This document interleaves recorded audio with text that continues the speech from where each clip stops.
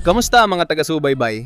Ngayon ay pumunta kami sa Chernobyl. Dinala kami ng aming investigasyon sa pinaka-radyoaktibong lugar sa planeta. Tiyak kaming may lihim ang exclusion zone kaugnay sa radioactive na fuel. Kailangan naming puntahan ang radyoaktibong lawa sa Chernobyl upang mangisda gamit ang magnet at tuklasin lahat ng lihim. Ang lumang mapa ang gagabay sa atin patungong Chernobyl.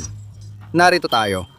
Kailangan nating dumaan sa planta nuclear ng Chernobyl para makarating sa destinasyon. Habang nangingisda gamit ang magnet tayo ngayon, kiyak makakakita tayo ng maraming sikreto sa radioaktibong lawa. Posibleng reactor parts o armas. Ang lahat ng ating gagawin na yon ay makakatulong sa paglutas ng mga misteryo ng lumilipad na tinapay. Mag-like at mag-subscribe kayo. Huwag kalimutang mag-iwan ng komento kung mahilig kayo sa magnetic fishing. Hindi ganon kadali ang makapasok sa radyoaktibong lawa. Kailangan naming lampasan ng maraming abandonadong lugar. Paminsan-minsan, may nakakasalubong pa kaming patrulya. Pero sa kabila nito, nakarating kami sa radyoaktibong lawa. O mga kaibigan, tingnan ninyo, may tanda ng radyasyon. Dito ko ihagis ang malakas kong magnet. May dala rin akong Geiger counter ngayon. Kaya lahat ng makukuha natin mula sa lawa na ito, susuriin natin kung may radyasyon. May sumabit.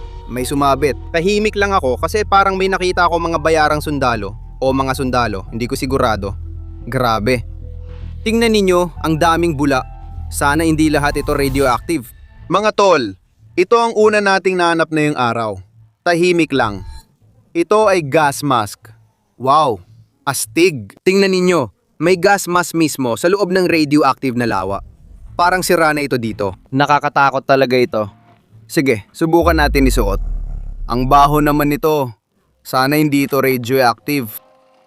Kailangan nating suriin. Tingnan nyo, medyo mataas na radiation level dito. At dito, lintik. Naku, sana hindi ito masyadong delikado. Mga pare, pakisulat sa mga komento kung ligtas ba talaga mag-magnet fishing dito o hindi. Sige, itapon natin ulit at tingnan kung ano pa ang makukuha. Paalala, dito talaga naming hinahanap ay anumang may kaugnayan sa radioactive o jet fuel. Ito mismo ang pangpaandar ng lumilipad na tinapay na hinahanap natin.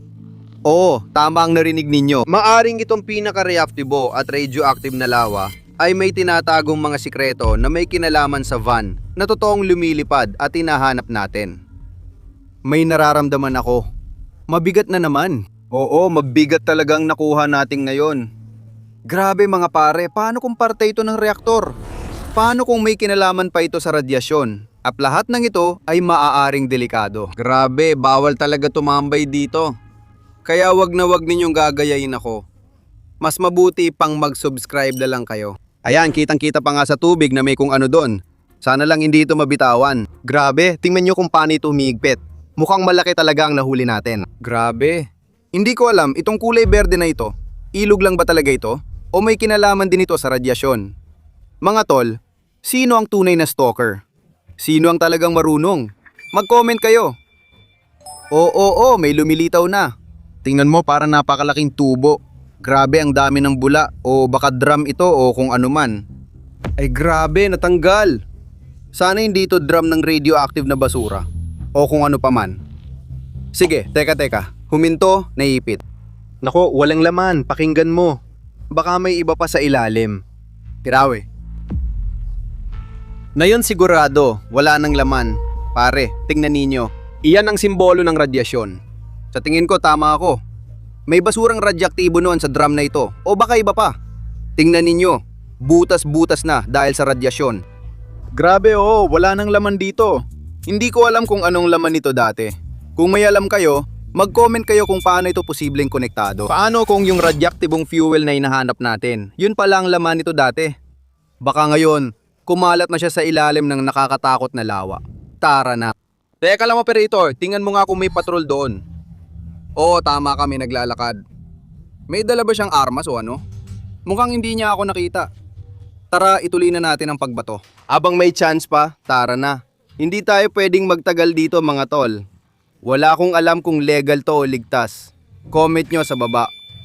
Alam mo, sobrang hirap pumasok dito. Parang may sumabit. May isa pang sumabit, ngayon parang magaan lang. Ayun, kitang-kita na. Ano kaya to? May pulang bagay dito. Ay natanggal. Diyan lang mismo sa tabi ng pampang. Mga pare, helmet to ng bumbero. Alam nyo ba yung kwento na may kinalaman sa planta nuklear ng Chernobyl at sa mga bumbero? Nung nagsimula yung sakuna, sa mga bumbero talaga nakaasang lahat. Sila yung nag-apula ng radioactive na apoy. May tawag pa nga sila nun, mga tagapagwasak, mga destruktor. Hindi ko maalala. Parang may kinalaman sa mga nag-ayos ng problema tungkol sa radyasyon. May tawag talaga sa kanila. Kung alam ninyo at matalino kayo, siguraduhin mag-comment kayo. Yung mga pinaka-interesanteng komento ay mapapasama sa susunod na video. Ngayon, makikita ninyo ang mga komento ng mga paborito kong taga-subaybay. Kaya magsulat lang kayo, magsulat lang. Grabe, narinig ko rin na yung mga gamit ng mga bumbero na nahanap malapit sa Chernobyl Nuclear Power Plant. Sila yung pinaka-radioactive, pinaka-delikado. Hindi talaga pwedeng isuot ang mga yon. Iyak, ang baho pa nila. May nahanap pa tayo dito. Pero, wala pa rin kinalaman sa fuel na hinahanap. O kaya mga secret files, mga dokumento na magtuturo sa atin sa pinaka-importanteng nahanap natin, yung lumilipad na tinapay. Grabe, oo. Eto, mas mabigat itong nahanap. Ayan. Oo, mga pare. Siguradong sigurado ako na may naihila ako. Baka ito na yung hinahanap natin. Ayan. Ano yan? Parang bakal, tingnan mo. May parang berdeng amag na nakadikit. Hindi malinaw. Parang revolver itong nakita natin mga pare. Parang silindro para sa mga baras. Sa tingin nyo, radiation ba ito? Grabe, parang sa mga pelikula. Berde, kumikislap na radiation. Naalala nyo ba? Kinuwento ko sa inyo yung Geiger counter ko. Tara, subukan natin kung gaano ka-radioaktibo itong bagay na ito. Tapos ikumpara natin sa gas mask at helmet na nasukat natin, pati ito. O kita nyo, kahit nasa pinakamataas na level, hindi naman masyadong radioactive, may ingay lang. Sige, try natin yung helmet ng bumbero. Mas malakas radiation ito. Na yun naman, itong kakaibang berdeng bagay. Uy, grabe oh. Grabe mga pare, ang lakas ng radiation nito. Sobrang tindi. Baka totoong parte nga ito ng reactor. Dito nilalagay yung mga maliit na uranium rods. At ito naman yung parang ibinubuga nila. Nasira sila kapag nag-iilaw ng berdeng kulay. Grabe, ang astig 'di ba? Ito na siguro ang una natin naanap na may kaugnayan sa radioactive na fuel. Sabi ko na sa'yo, operator, pero ayaw mo maniwala, 'di ba? Tama na, tigilan mo na yan. May guard na nag-uonda. Kailangan nating umalis ngayon. Ano ka ba? Niloloko mo ba ako? Nakikinig na naman ako sa mga imbento mo. Tumigil ka nga, hindi ito imbento. Nahanap ko ang unang bahagi na may kinalaman sa radioactive na gasolina. Kailangan nating ipagpatuloy ang paghahanap. Drum. Lahat ng ito, totoong mga radioactive na natagpuan. At malapit na nating mahanap ang gasolina para sa van. Это все настоящие радиоактивные находки, и мы топливо скоро найдем для буханки. Oo, radioactive at delikado lahat yan, naintindihan. Siyempre, naiintindihan ko. Hindi tayo dapat nandito. Oo, pwede naman. May suot akong protective suit. Protektado ako laban sa radyasyon. May protective suit ka nga, pero wala ka namang gas mask. Kailangan ba yon? Siyempre, kailangan yun. Sandali lang mga pare, bakit ba kailangan ng gas mask para sa radyasyon? Sabihin nyo sa cameraman sa mga komento. May sira akong gas mask na parang radioactive din. May gagawin pa ako. Wala na yung guard, umalis na. Dumaan lang siya, ewan ko kung bakit. Okay naman lahat. Kung matatalino ang mga nagko-comment, hayaan silang mag-comment. At mga pare, kung nanonood pa rin kayo at hindi pa kayo nakasubscribe, mag-subscribe na kayo kung mahilig kayo sa magnetic fishing at gusto nyo pa ng mas maraming kakaibang lugar. O teka, mabigat to ah. Sobrang bigat nito. Ang init magtrabaho sa radioactive na kasuotan na to. Ayun, tingnan mo. May papalapit. O teka. Oo. Mukhang malaki to, tingnan mo. Parang parisukat. Parang military na kaon, no? Anong kaya to? Ay natanggal. Sige, operator, halika dito. Tulungan mo ako. Abutan mo ako ng kamay. Tara. Hilahin mo. Parang tingnan mo, kakaibang kahon ito. Kalawangin, kakaiba. Ano to? Hindi to kahon. Tingnan nyo, safe ito. Oo, parang military ito kung ano man. Sana hindi ito masyadong radioactive. Oh, ang bigat ng safe na to. Kung totoo ngang radioactive ang safe na to, mga pare, pwede natin itong buksan. Tingnan nyo, may butas ng susi. Kaya dapat nating subukan buksan to. Mamaya na natin ayusin. Kasi babalik na ang guard at kulang tayo sa oras. Bubuksan ko ang radioactive na safe at ipapakita ko ang laman nito sa dulo ng video. Kaya manatili kayong manood. Kailangan ko nang magmadaling ihagis pa ang magnet ng mas malayo. Ano, hindi pa ba bumalik, operator? Wala bang tao ron? Tingnan mo nga. Halagang natatakot ako. Baka bigla niya tayong marinig habang maingay tayo dito sa magnetic fishing. Wala bang tao? Wala. Oh, yan na. Sabi ko naman sa'yo, ligtas dito. Ligtas mag-magnet fishing sa radioactive na lawa. O, tingnan mo, mabigat na naman ang nakuha natin. Uy, alam mo, parang sa tingin ko, itong lawa na to, malapit talaga to sa planta ng kuryente, di ba? At baka dito nila tinatapon yung mga gamit na may kinalaman doon. Baka may iba pang mga trespasser na may ginawa rito. Tara, kuha pa tayo at tingnan natin ito. Ayan, umangat. Tingnan mo. Yap! Ang daming lumot. Lahat ng ito, malamang radioactive din. Grabe, tingnan nyo. Tingnan mo, mukhang ito ang nagkukontrol ng heating o kaya cooling. O, nakita mo? Tingnan mo, gumagana pa. Bumubukas pa siya sa loob. Oo, parang totoong ang valve ito para buksan at isara ang cooling system ng reactor siguro. Yak! Tingnan nyo, radioaktibong linta. Radioactive na linta. Grabe, kapag kinagat ka niyan, magiging radioactive zombie ka. Oo? Hindi. Bakit? Dahil hindi ko alam. Ano mangyayari kung makagat ka ng radioaktibong linta? Nakakadiri yun. Magiging linta ka lang, simple lang. Buwisit! Ayoko maging linta. Oo, malayo na ang narating nun. Opa. Ayan na, papalapit na. Sa totoo lang, sobrang dami na palang itinapon sa radioaktibong lawa na ito mga tol. Baka ako pa lang ang unang nag-magnet fishing dito. Para sa eksklusibong content na ito, siguraduhin yung mag-like. Tara, abutin natin ang 10,000 likes sa video. Pag naabot natin yon, itutuloy ko pa ang adventure ko sa radioaktibong tubig. Teka, ito ba yung iniisip ko? Parang motorsiklo ba to? Hindi. Wheelchair ba ito? Hindi, ano to? Bisikleta to.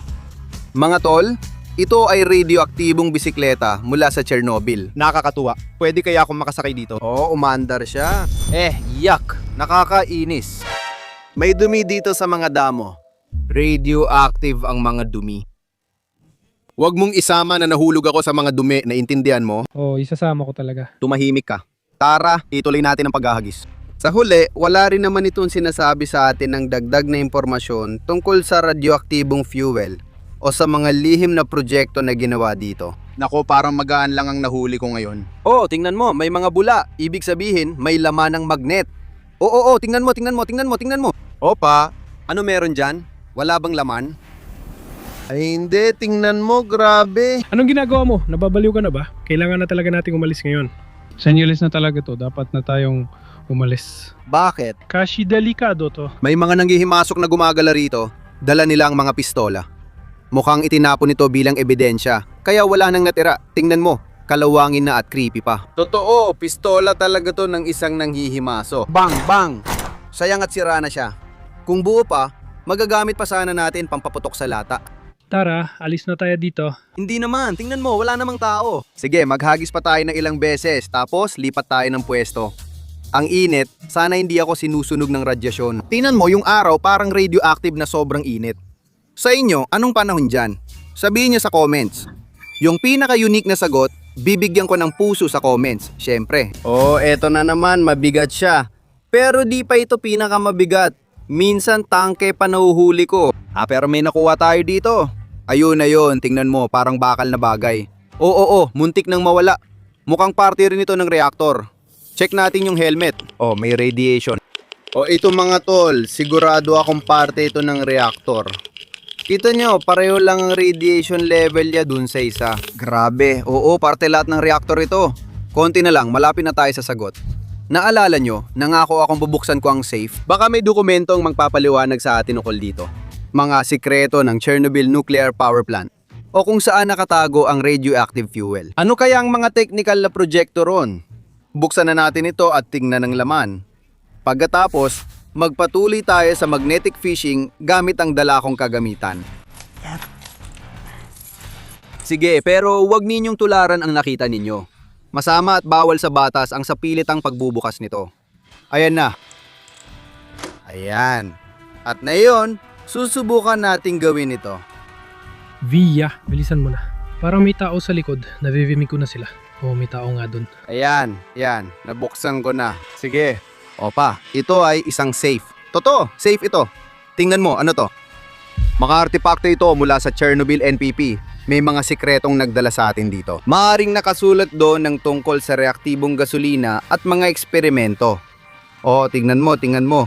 Mga eksperimento pahina-41. Arkibo ng mga artepakto ng plantang nuclear sa Chernobyl.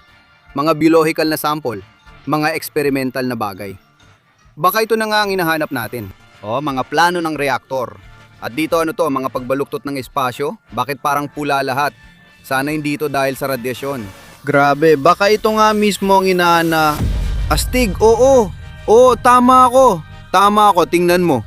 Nandito ang impormasyon tungkol sa fuel, tinapay at mga baras. Sabi ko na nga ba? Oh, naniniwala ka na ba sa akin ngayon? Ha? Ano? Oh, ito yung sundalo, bumalik siya, ganon. Nasaan ang bisikleta ko? Bigay mo sa akin ang bisikleta. Tahimik lang. Kukunin ko ang mga dokumentong ito, mga pare. Sige na, kailangan natin to. Lintik, tumatakbo siya. Sige, tara, alis na tayo dito. Takbo, sakay, bilis. Mga pare, huwag kalimutang mag-subscribe. Takbo, kameraman, takbo. Nagbibiro ka ba? Sige, maglagay kayo ng 10,000 likes at itutuloy namin ang pagsisyasat. Takbo na mga pare, bilisan natin. Salamat sa panonood.